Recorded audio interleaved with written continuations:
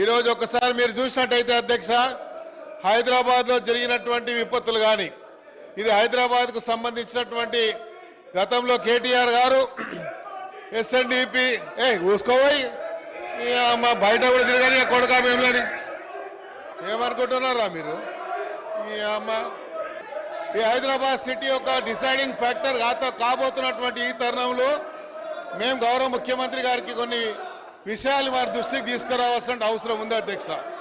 ఈరోజు మీరు చూడండి అధ్యక్ష, కేంద్ర ప్రభుత్వం, కేంద్రంలో ఉన్నటువంటి ఫైనాన్స్ మినిస్టర్ గారు మొన్న సెంట్రల్ గవర్నమెంట్ ఒక రోడ్ మ్యాప్ తయారు చేయడం జరిగింది అధ్యక్ష. ఆ రోడ్ మ్యాప్కి సంబంధించి అధ్యక్ష మీరు చూసినట్టయితే 11.11 కోట్ల రూపాయలని వాళ్ళు చేయడం జరిగింది. ఆ రోడ్ మ్యాప్ అధ్యక్ష చూసినట్టయితే ఫాస్టెస్ట్ గ్రోయింగ్ అర్బనింగ్ సిటీ. కేంద్ర ప్రభుత్వము ఈ రాష్ట్రం మీద ఎంత వివక్ష చూపిస్తుందని చెప్పడానికి నేను ఒక విషయాన్ని మీకు చూపిస్తా అధ్యక్ష. రోడ్ మ్యాప్ తయారు చేసింది కేంద్ర ప్రభుత్వం, ఒక రోడ్ మ్యాప్ తయారు చేసింది. ఈ రోడ్ మ్యాప్ చూసినట్టయితే అధ్యక్ష 11.11 కోట్ల రూపాయలని ఫాస్టెస్ట్ గ్రోయింగ్ అర్బనింగ్ సిటీకి వాళ్ళు కేటాయించారు అధ్యక్ష.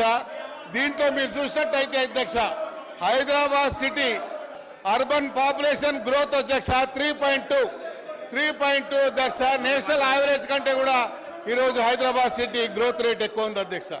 అందుకనే కేంద్ర ప్రభుత్వం మనం ప్రవేశపెట్టినటువంటి ఈ అర్బనైజింగ్ సిటీకి సంబంధించి కేంద్ర ప్రభుత్వము ప్రవేశపెట్టినటువంటి బడ్జెట్లో కూడా హైదరాబాద్ సిటీని కూడా సవతి తల్లి ప్రేమ చూపించిందని చెప్పడానికి ఇది కూడా ఒక నిదర్శనం అధ్యక్ష.